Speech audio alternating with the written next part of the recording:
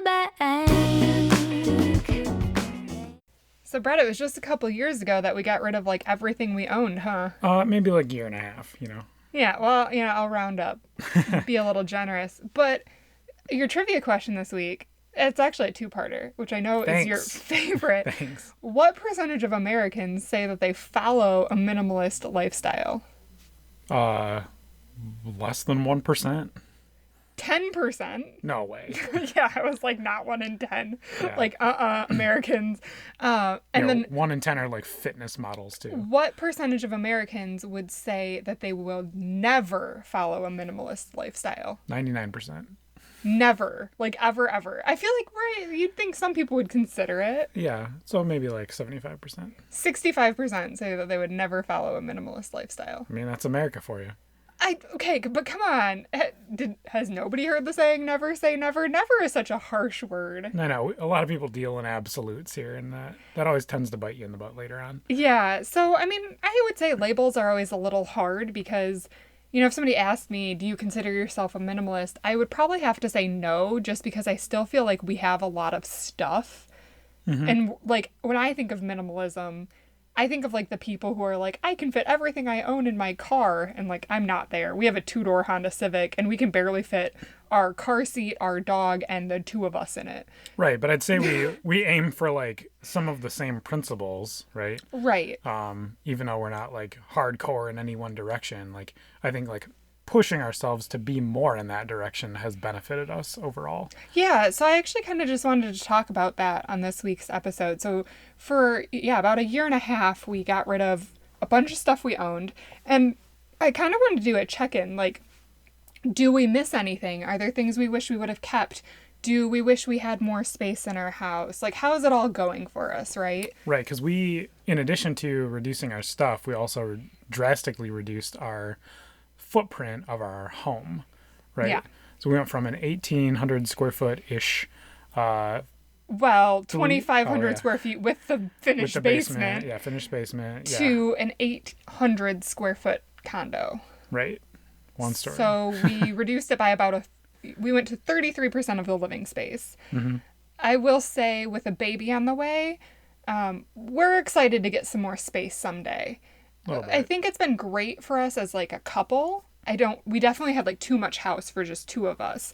But for another, like, kid on the way and for starting a family and just wanting a little bit more room to spread out, we have noticed that 800 square feet, while it's good for us as a couple, is probably not going to be good for us as a family of 3. And I know that is also a very privileged thing to say. Right. And I know that in, like, many parts of the world where they make much more efficient spaces, they would still laugh at me. But in America, 800 square feet is probably on the smaller end of living spaces. Yeah, so it's not uncomfortable for a baby, like you said, right? No. So it's more so when the kid is, like, 6 or 7 or 8, right, in that time frame, and they're, like, becoming a real human being, and especially a teenager when they're, like, moody and you don't want to see them. Right. Like, get out of my face. There needs to be, like, an other end of the living space you can shoo them out to, right? And for our dog, she's had a really hard time adjusting, because in our old house we had this, like, big basement that we didn't have to put any furniture in, so she could just play fetch down there, and it was all finished and it had nice carpet for her. And now, like, in the winter she has to slum it and, like, not play ball in the house. Really feel bad for her, because she has, like, a giant, like, 15-acre park that she goes out to every morning too, so there's plenty of opportunity for fetch still. Pros and cons, right? Yeah. Lots of trade-offs. But so let's kind of let's get back to the house later, because I know you can talk about houses forever. Let's start with, like, the material possessions. So we got rid of a lot of stuff, kind of starting in, like, the bedroom section of the house. We got rid of a lot of clothing, for sure. We even got rid of, like, different furniture. We got rid of a dresser. Lots of nightstands. Lamps. Yep. Brett had quite the lamp collection when I met him. I think it was like 16 lamps and counting. And we consolidated a lot of that down. Yeah, so, I think we did our clothes reduction like 4 different times. because we kept just going through like the same exercise and be like, okay, what haven't we used? You know, what hasn't been used in like 7 years? You know, is this necessary?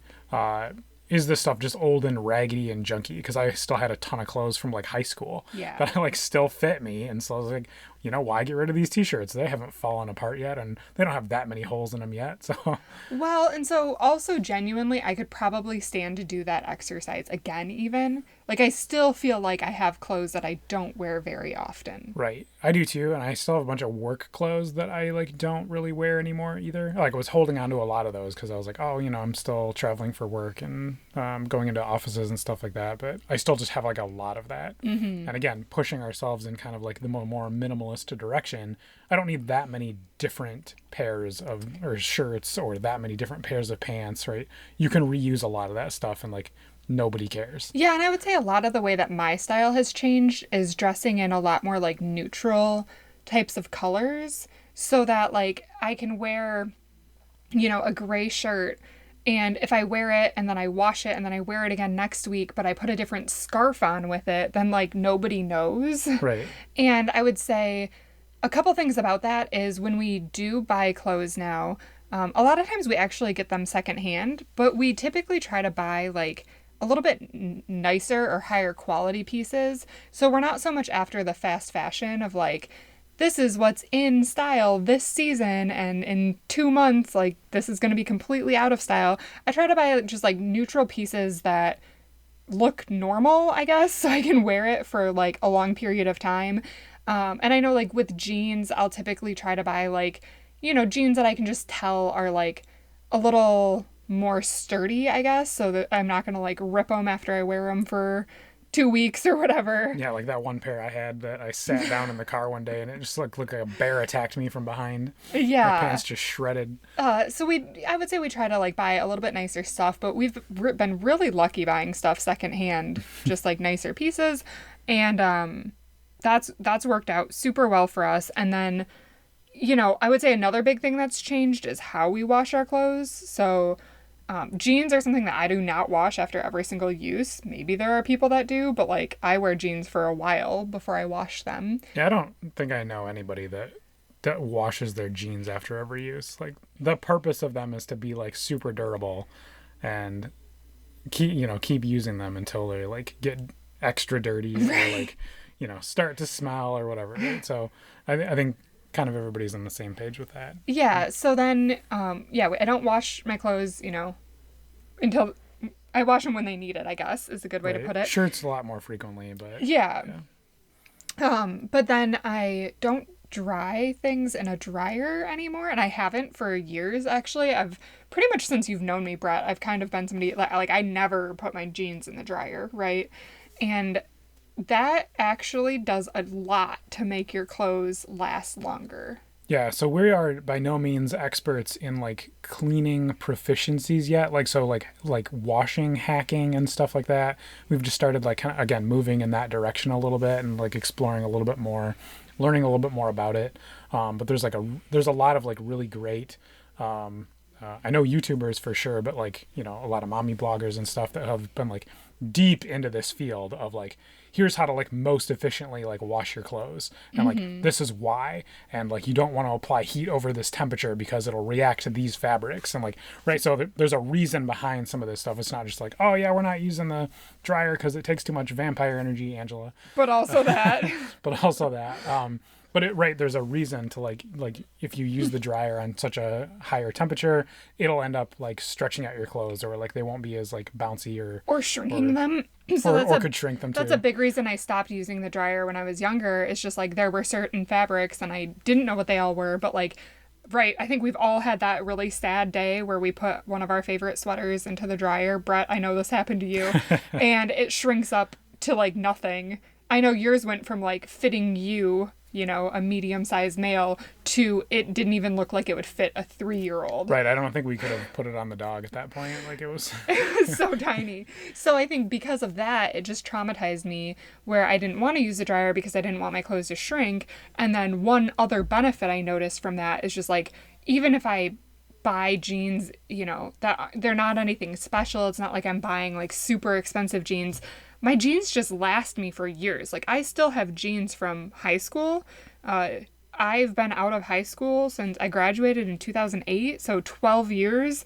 And I still have like 12 to 15-year-old jeans. They're still going strong. Yeah. Yeah. So, that's just one tip to kind of keep your clothes lasting longer. But I would say, I guess to get back to our original question, I have not missed anything that I purged, like clothing wise. Have you? Are there any pieces that you're like, oh, I used to have this sweet shirt and I got rid of it in the downsize? And No, I don't think so. I don't even think I remember like most of the stuff I got rid of at the time. That's the A lot of trick it that was you so find out. crappy for me. Yeah, and a lot of it I hadn't even looked at anyway, so I couldn't even tell you like what half the stuff was that I got rid of. Yeah. Either it didn't fit right, or it didn't look good on me, right? Because you want to feel good in the clothes that you're wearing, right? You don't want it to be too tight and like you feel overexposed, and you don't want something to be like too baggy and loose. I mean, you did in the 90s, but wearing those t-shirts today kind of makes me look like a little bit out of style. So, I'm not big on the fashion train, and that's one of my secrets for my clothes don't go out of style, because I couldn't care less about what the style is. But looking like extra baggy, is a little bit out of place. Yeah, so I would say clothing is one area where you can definitely downsize and probably not really miss it. So then moving kind of into, I guess, I'm just thinking about like an upstairs of a house into the bathroom area. We also got rid of a lot of like bathroom everything products. Under our sink and in every cabinet. Like we just went through our cabinets and we were just like, okay, 99% of this can probably go. We had like tons and tons of like different kinds of like lotions and candles and cleaning supplies from just over the years, just collecting, and like hair products and beard balm and different gels, random band-aids, and it was just so much like random so much gauze, and those little puff balls that you do makeup cotton with, balls. cotton balls, like 12 different bags of cotton balls from whatever reason, because you always need one cotton ball but you never have it with you.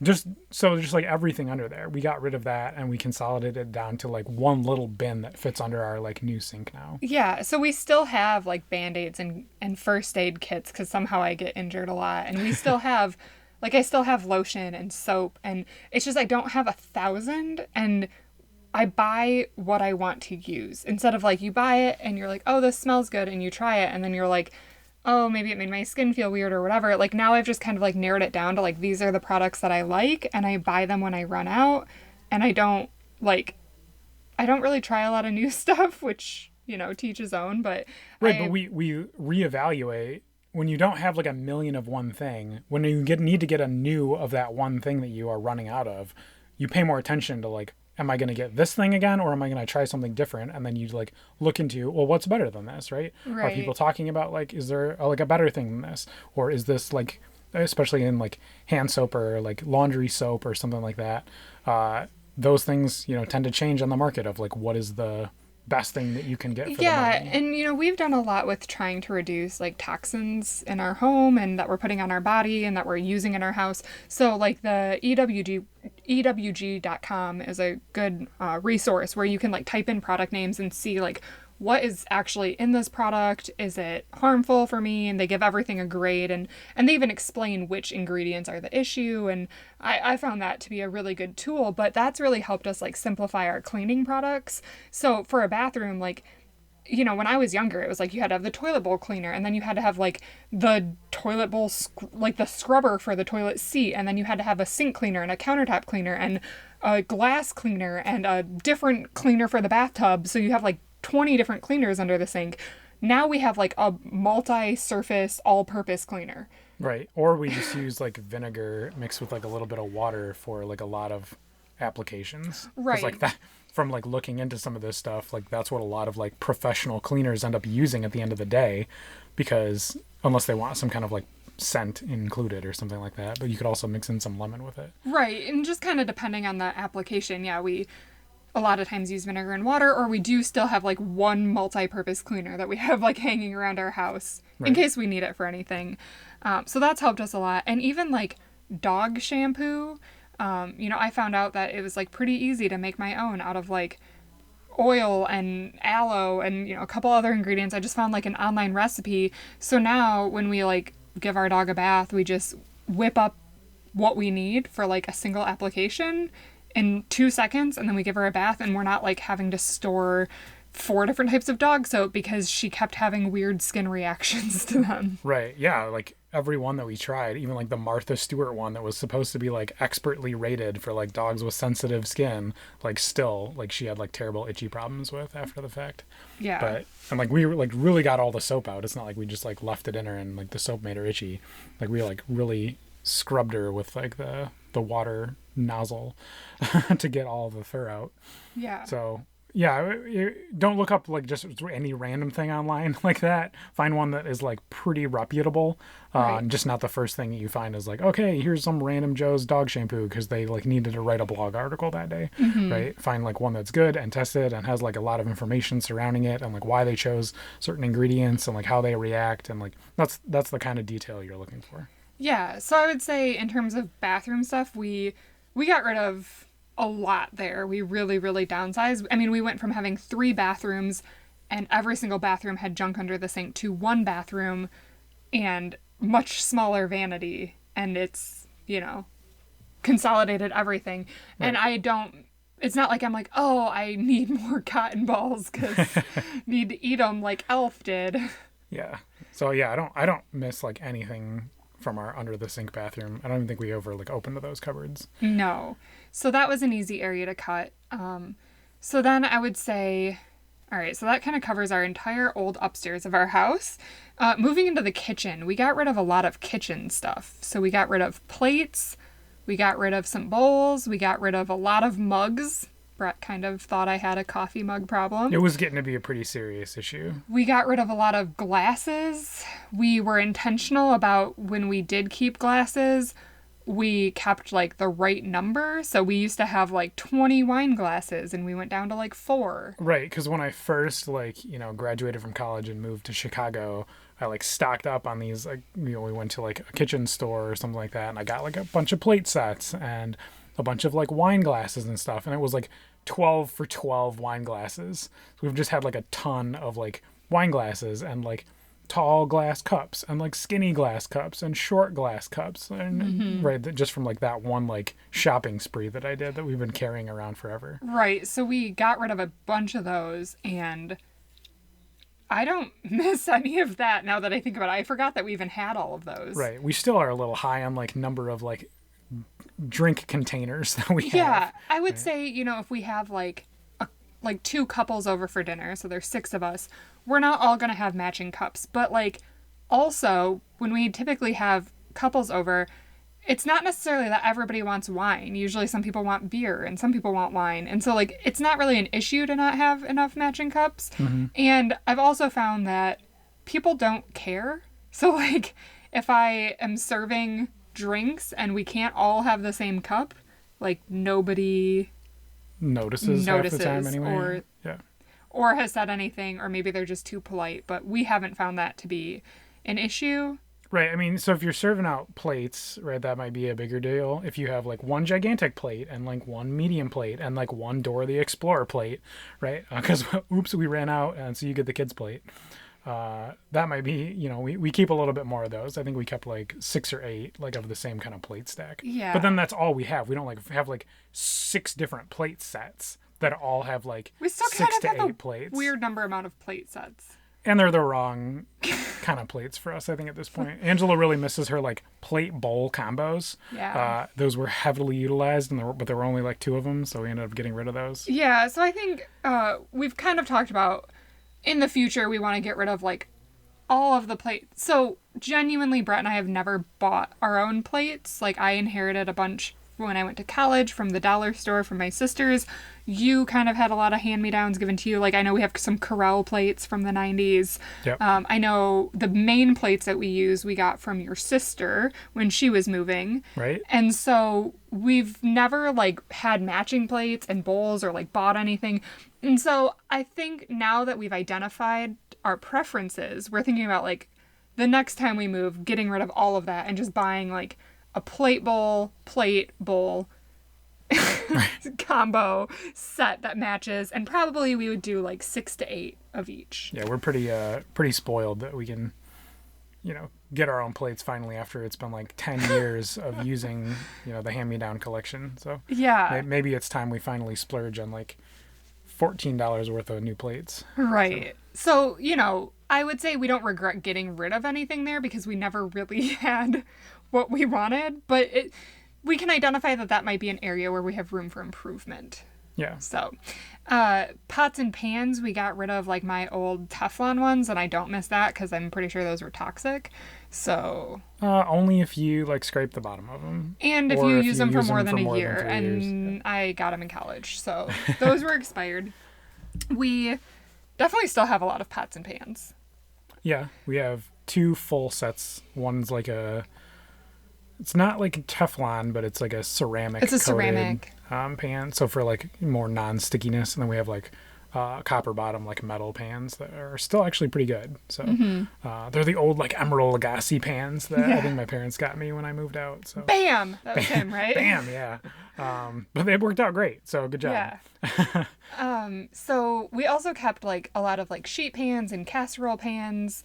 But I would say we use all of that stuff. Right. We did get rid of a ton of appliances. Yes. So we got rid of like a quesadilla maker, and I think a waffle maker. And a grilled cheese maker. Grilled cheese maker and any other maker. We didn't get rid of a waffle maker. I've always kind of wanted a waffle maker. Oh, well, we'll see how it goes. Yeah. But we got rid of a lot of appliances. We got rid of like an onion chopper and all sorts of like weird niche stuff. Don't miss any of that. We kept like the blender and we got a food processor. Finally, we ended up acquiring a food processor and a KitchenAid mixer. Life changers. Yeah, those are some big ticket items. So between that and the blender, we've got, baking down to a science at this point. Baking and blending but we are in the kitchen every single day. So we've kind of figured out like what appliances do we get a lot of use out of, and then which ones are like not necessary. We did keep the deep fryer, which comes in handy a couple times a year when Angela wins March Madness and I have to cook her fried chicken, or we decide to make French fries. Right, we've talked about pulling with the fryer. We're not getting rid of the deep fryer. I want to make donuts soon. Right, yeah. You guys should check us out on Frugality. We make a lot of fried recipes on there, surprisingly, on YouTube. So. But yeah, we kept that. We kept our vegetable steamer on the other side of the token so we can stay nice and healthy. Yeah, this one was a kind of a battle. Angela refused to get rid of that veggie steamer, but in hindsight, I'm glad that we have it because we end up steaming veggies quite often now. And fish. Like, it's a really good way to do salmon. It is, yeah. It's turned out pretty good. So, yeah, we kept that bad boy. And we don't have a toaster. We just use, like, the oven for that. I'm trying to think of, like, what other things we got rid of. We got rid of a toaster. We got rid of a rice maker, which... We just make rice in a pot. But I do sometimes miss the rice maker. It was very easy. See what I have to deal with? We got to wean her in. She's trying to get all kinds of makers again. But we also got rid of a lot of like other things like serving bowls, serving platters, lots of silver trays, salad spinner, some very like niche items. Cheese boards and a cheese fat knives. separator. Lots of cheese knives we had for some reason. Lots of cheese knives. Yeah. Oh yeah. My poor fat separator. I used it once a year for Thanksgiving and then. And a lot of random serving trays, like food dip trays and. Oh yeah. Like little dipping containers and little dipping bowls and. Little dipping spoons. We had 4 sets of those. At least 4. So it was just kind of knickknacks that we had just kind of collected over the years. And I don't miss any of that stuff. No. The stuff that you set out for guests, coming in occasion. I really don't think anybody needs any of that stuff. Yeah. A lot of like Santa trays and like I remember we had this like weird crystal shaped like sleigh bell. Don't miss any of that. Yeah. It was I'm just not that type of person. Right, because if we have like regular bowls and we want to put something in a bowl and set it out, like nobody cares. If I put guacamole in the bowl on the table, if somebody has like a really cute bowl, I'm like, that's cool. And if they put it out in a regular bowl, I'm like, ooh, guacamole, yeah. Right? Like you're featuring, you want to put the emphasis on the things that being featured on the table, which is the delicious food, right? Right. Less so on the presentation of the serving dish that the food is on. Yeah, and I noticed like some people have those like deviled egg platters that have the little indents for each egg, but like the eggs we buy are always like too big anyways because we get like jumbo eggs. And then like I've also noticed that when I just like set it out in a normal like plate, they still all get eaten in 30 seconds, so doesn't matter. Right. It's all more about the food. So I guess it like matters if that's your thing, right? Like some people really care about their place settings and their tables and they want different plates for every season. That's not us. So we got rid of like all of our seasonal kitchen serving attire and miss 0% of it. Yeah. Board games are another area. So I think does that wrap up the kitchen before I jump? Yeah, I think we're done with the kitchen. Okay. So now moving to like the living room kind of fun area. So board games are something we got rid of. Some of those. Yeah, we kept kind of the ones that we had gravitated to in the last like year or two, and then there were a lot that we were like, okay, we have these, or we collected them over the years, because board games tend to be like a pretty good like gift idea for people, right? Yeah. Especially people that like to play games. But then you just acquire like so many that even if you played a new one like every day, you know, you can't get through them all. Well, and a lot of the ones that we got rid of were ones that like you play a couple times and then you're kind of like, okay, like right, we're out of this being fun, because it's like trivia questions or something where like you're like, okay, now I memorized all the answers, so right, yeah, exactly. next. So they just didn't have a lot of like replayability, so we kept the games like Monopoly and Risk and card games and stuff that like you can play over and over again, and every time you play it's different. Right. So that's what we were after there. The other big thing from a living room perspective is furniture.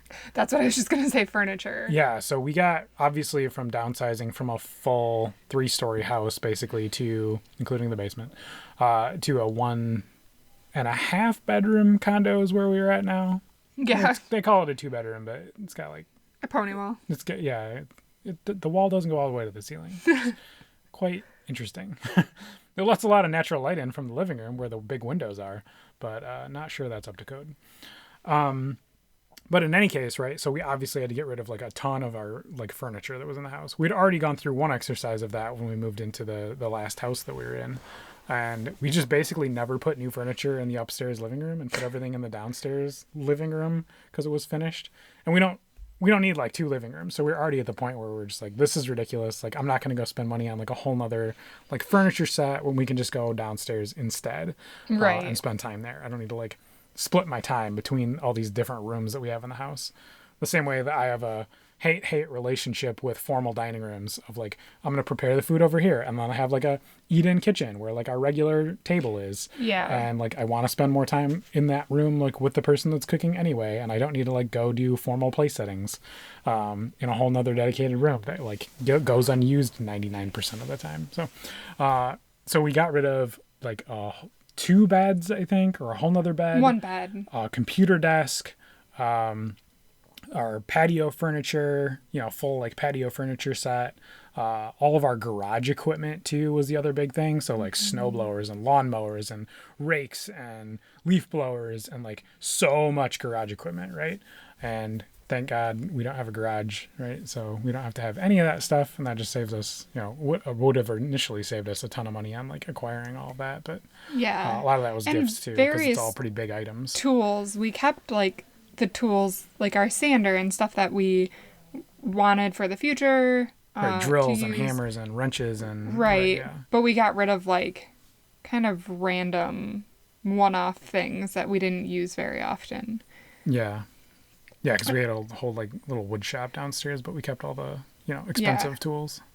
Yeah, and like paintbrushes and rollers and all right, of that. Just random project-based equipment that we had acquired over 5 years. We also got, so there was like the garage stuff, and then there's just storage. So we went from like having a whole room of storage in our basement plus garage storage to we have 4 Rubbermaid tubs that fit in our storage unit in our current condo.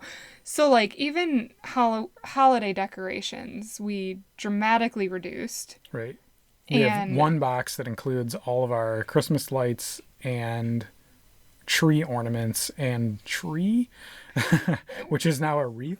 Oh, well, yeah, but that's because we usually get like a real Christmas tree. Yeah, so we still have a lot of ornaments that go with that tree, but those kind of take up a lot of space when you add them all together, but we don't have like a ton. Some people have a ton of ornaments that we Yeah. just collect for the entire life. And we still have like our garage box that has like our tennis rackets and tennis balls and stuff like that. Yeah, just random bike repair kits and stuff like that because we still have our bikes and stuff. Yeah, and a bike pump and then we have like a box that has like extra household goods like parchment paper and Ziploc bags and aluminum foil, kind of like Right, we store that in a storage locker rather than like in a pantry closet or something like that. Right. Well, we have like the ones we use on a regular basis, but like our spares, I guess, go down there. Because we love to buy in bulk, right? And then we have like a memory box with like old pictures in it and, my Molly doll, American Girl, what's up?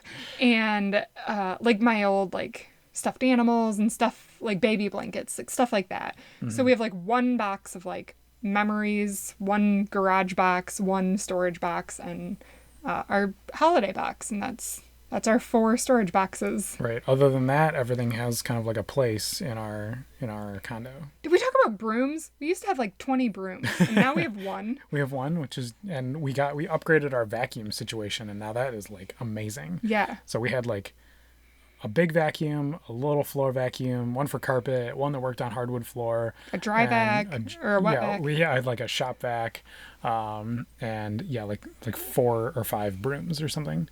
Now we just have like one vacuum and one broom, and no complaints. No complaints. Yeah, much more space efficient. We just like hang it on the wall. It doesn't take up like half of our closet, and it works super well on all flooring, carpet, hardwood. Couch. Use it on the couch. Getting the right thing can help you like downsize a lot of other stuff, right? Mm-hmm. So that, again, pushing ourselves more in like the minimalist direction of like, if we need something, you get the right thing and you don't have a bunch of crap and it doesn't take up a bunch of space and you don't have to fill a whole house with like junk, right? Right. So kind of to wrap this up, I would say the moral of the story is to, do the research, get the right thing, and then don't be afraid if you get something new to get rid of something old. So if you buy like a new vacuum, then I think like the reaction that most people have is, oh, well, in case this one breaks, I'm going to keep my old vacuum. But it's like, okay, how long do vacuums last? What's the likelihood of it breaking? And what are you going to hang on to that like vacuum for 50 years because you're like, it's your backup? Right. Like make some of those decisions.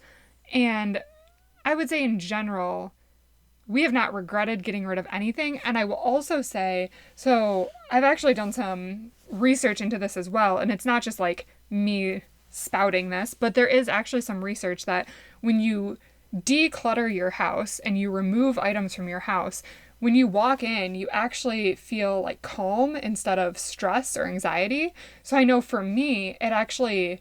like a clean house is a happy house. And if I have too much clutter around, then I don't feel like it's clean. So reducing your possessions. So like when you go into spaces or you walk into a closet, everything's like well organized instead of just like crammed in there because you have so much stuff. It honestly makes you feel like you have more because you can like inventory everything you own fairly quickly instead of being like, oh, surely I have this tray in the basement somewhere if I go hunt for it for an hour. Like, right. That's not a fun situation. Right, because most people, ignore, like, object permanence. Like, there's so much stuff scattered around your house that, like, you could just completely forget it exists until you see it again, right? So it's a interesting concept. Like, we could go look around downstairs in our old house and, like, look in some closet and be like, wow, what is all this stuff? I didn't remember we had this stuff, right? And... I'm looking for peanuts and I end up finding like 16 serving trays. Yeah. And I think sometimes that's the easiest way to get rid of stuff is just like box it up or put it in bags and like set it, in your garage for 3 months. And if at the end of 3 months you don't remember what you put in there, just take it to Goodwill. Yeah. And this is something that we talked about when we talked about doing this exercise in the first place is the amount of stuff that we removed from our house, the physical volume of it was like ridiculously large. Like it was insane. We took, I don't know, 30 full packed carloads of like bags full of stuff or like equipment or not vacuum to mention cleaner. We got like a utility van that we could borrow from my sister's company. So it was like a big van and it was 2 full like moving vans Right. Worth of stuff. Plus our Plus like our 30 carloads. that we would, right. We didn't throw it away. A lot of it went to like Salvation Army or Goodwill or something like that, where, because like it's not like broken stuff or everything was destroyed. I mean, a lot of my clothes were like garbage, right? So I got rid of those But from the 90s. Come to find out, you buy all this stuff and you feel like it has all this value, and we tried to sell a lot of it, and we realized like Nobody wants it because right. everyone's in the same boat. Like, we all have an abundance of stuff, and like nobody needs. We literally had 4 crock pots. Yeah. Like, I mean, it's just ridiculous, the amount of stuff. Right. It was a garage sale where we were like trying to get rid of stuff. Everything was priced to sell, and like we hardly got rid of like anything there. Right. It was right. And it's right, if everybody just like took all their stuff out of their house and put it in their front yard, just the stuff that they didn't need, not even the stuff that's like essential, right? It would like fill your front yard full of stuff. You'd have a full wall-to-wall garage sale in everybody's house in every neighborhood. And then every neighborhood would look like a landfill. It's just kind of gross. Right. If everybody pushed all their stuff into the street and you just like plowed it over with a dump truck, like there would be a ton of stuff. And that's kind of what it is. It's just currently stored on shelves or in boxes in like everybody's house all throughout America. And nobody wants to get rid of it because it's got a place right now. Yeah. So what are your kind of final thoughts here, Brett? So I'm pretty happy that we got rid of all of the stuff. And not that I'm like, ecstatic about it, but I'm like not upset about not having the stuff that we got rid of. Right? I don't miss anything outside of like you wanting your like rice cooker maybe. I don't think we got rid of anything that I'm like upset about not having, or I'm like, oh, it'd be so much better if we had this thing still, right? Or our lives would be so much easier. Like I don't feel like that at all in any way. Right? And that was what I was like unsure about going into this situation was, oh, I'm going to get rid of all this stuff and then I'm going to need something someday and I have to rebuy it. And I'm going to have like regret about this whole process because I'm like wasting money having to like rebuy this thing that I like maybe needed. But like we haven't needed that situation at all yet. And if we do need to get something again at some point, it's going to be like a newer right thing to get. Like we were talking about with the vacuum where, yeah, we got rid of an old crappy vacuum and like 15 brooms. And I guess we did get like a good vacuum at the end of the day. Right. And so that like met all of our requirements and we like downsized a whole bunch of other stuff. And it's like the right thing for us to have and doesn't take up a lot of room and is like super efficient and cordless and amazing. And it wasn't that much money. So like I don't regret that whole process to make that situation happen. Yeah, and I would actually say I still feel like even though we got rid of 30 carloads of stuff and 2 utility vans, I still feel like we have an abundance of stuff. I don't feel like I'm deprived in any way, shape, or form. I feel like we could go through this whole exercise again and we could still cut our stuff probably in half again. And like we definitely have a lot of blankets in our house. Yeah. Like big, huge like quilt blankets. But I will also say that I was worried that I would get to this point and feel like I could never buy anything again because like why would you add something to your house if you just spent all this like work reducing it? But I would say now I'm more at peace when we do decide to buy a new product or add something to our house that we've like really thought about it and we're much more intentional with our purchases. So like impulse buying for us is something that honestly only happens when I go to like the farmer's market and I like can't not buy soap and granola. But outside of that, like, I'm pretty good about it. So we don't just like see like an appliance and we're like, oh, that looks cool. Like I bought a new espresso maker and I got rid of like my old one and my old coffee pot and all this, our old Keurig, right? We had like 3 different ways to make coffee and none of it was what we wanted. We got rid of all of that and we bought like the one thing we did want and we use it all the time. Right. And we didn't get that espresso maker from like kind of off the cuff decision and not because we were like walking through a department store and we're like, oh, an espresso maker, like that's what I've been missing out on, right? Like let's get that. We like decided we were going to go down that path, looked into what the best possible option was, and then spent like 6 months hunting down on like Craigslist to find somebody that was selling it for like 20% of the value that had only been used twice, right? Like scored on that deal, but got it because it was like a good price and we already knew that was like the exact thing that we wanted to have going into it. And we still got rid of some of the stuff that was like the precursor to that. Right. Once we found out that that was the right decision and it was working out for us. Yeah. So, I would say if you want to dip your toe in the water, the best way we started was to just honestly go one room at a time or one closet at a time and say, today we're going to go through this closet and get rid of stuff and just see how it goes. Start small, but I think you'd surprise yourself at how easy it is to get rid of stuff and how good it feels when it's gone. Like, I know, Brett, you said you're not like ecstatic about this stuff being gone. I probably am happier than you because I definitely, when we had like, we used to walk into this closet in our basement and it was like our pantry, but also like where we had all these like dishes. And when I was looking for anything, it was like so hard to find because there was so much stuff packed in there. And now when I like go into our, new pantry storage, which is our second bedroom closet, and I'm looking for like food or, a tool or something, it's like, I know where it is. Everything has a place and I know where to go and I don't have like that much to go through to find what I'm looking for. Right. And it helped that we did that exercise in preparation for downsizing our space.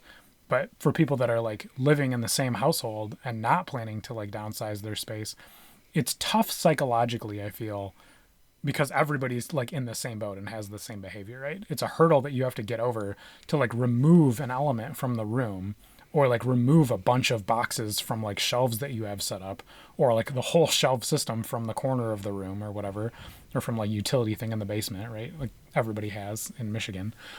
A big wall of shelves that are just full of Rubbermaid tubs. Like every house in Michigan has that. If you downsized all of that stuff and you just have like this big cavernous area now, like that's stressful to some people too. Because you're just like, what do I do with this like amount of space that I have, right? I have to like use it in some way. Right, but like imagine if instead of these big Rubbermaids, you could like get clear bins where you could like organize it better and like see everything easier and it's more transparent. And when you're looking for like the Christmas lights, instead of having to like check 5 Rubbermaid tubs, you just like know where they are. You've got one, or just put a picture up there or something and put a spotlight on it, right? Make it a feature wall instead of a storage room. But I think people would be surprised that like less is more. Like sometimes you try to fill a room with all this furniture because you think you need it. And if you take out that dresser or that chair and you have a little bit extra breathing room, you honestly kind of like it. Like, it's nice to have a little bit more space to walk around or do yoga or let your dog play fetch in the house. Right. Or it makes sense for a lot of people that host like Thanksgiving or Christmas or whatever holiday party or, summer barbecue, instead of having like a full built-in like formal table, either in the basement or a dining room or whatever, that's a great use case for like folding tables. Right. They don't take up a lot of room. They provide a lot of value in that particular scenario when you need it. And they're mobile, right? And, that comes in handy quite often. And I feel like that's probably the right choice rather than having a permanent fixture that goes unused about 90% of the time. Yeah, so I guess... My war against the dining room table. We've kind of rambled a lot on this episode, but I would say in general, we are really happy with our decision to kind of downsize our possessions. And we're going to have to make this a 2-parter now because we'll talk about what happens when we move into a bigger space. But I would say we are not planning on repurchasing anything that we previously had just because we're like, oh, we have more room now. Right. Nor are we moving into a bigger space because we need more stuff. No. Right? We're moving into a bigger space because we want to have more room for activities. Right. More. Stormy wants her fetch room back again, right? We got to get some bunk beds in. Right. But we want to just feel comfortable in the spaces that we're in, not so much just fill it full of stuff. Right. Yeah. So, well, thanks for tuning in this week. If you have any comments or maybe you've been downsizing stuff, if you're, part of that 10% of Americans that consider ourselves minimalist, let us know. If you are one of the 65% of people who are like, I could never do that, I'd be interested in hearing your opinion. I wonder if it's because you think it's like a really extreme thing versus how like Brett and I kind of describe it of like, it's not like all of our possessions fit in our car, but we just evaluate everything and like get rid of stuff we don't need. Right. And it's easy to say when everything's put away, like, oh no, I don't have that much stuff. But when you like get it out and you put it in bags and you're about ready to take it to like Goodwill or whatever, it's amazing. It is a ton of stuff. Amazing. And you're just like, how do we even have this much stuff? Yeah. Let alone like it doesn't even feel like we made a dent anywhere else in the house because everything like still kind of looks the same. Yeah. But it's easy to start with the closet. So if you haven't gone through this exercise before, creating the process of like, I'm going to go take this stuff and I'm going to put it in a bag and I'm going to put it in the car and this is where I'm going to take it to. And like just figuring out what that is. Once you do that one time, it's very easy to do it like over and over again. Yeah. And perfect time to do it because it's the spring. So do some spring cleaning. And everybody's trapped in their house. So, start looking through your junk and see what is actually junk and what is actually valuable to you. All right. Well, thanks for tuning in this week. Hey guys, thanks for tuning in to this week's episode of Money in the Bank. Make sure to subscribe to us on the iTunes or Stitcher app so that you get weekly alerts every time we post a podcast. Or if you want, you can visit my website, moneyinthebankpodcast.com. And if you want to reach out with any questions or further comments, please email me at Angie@moneyinthebankpodcast.com. I look forward to hearing from you. Money in the bank.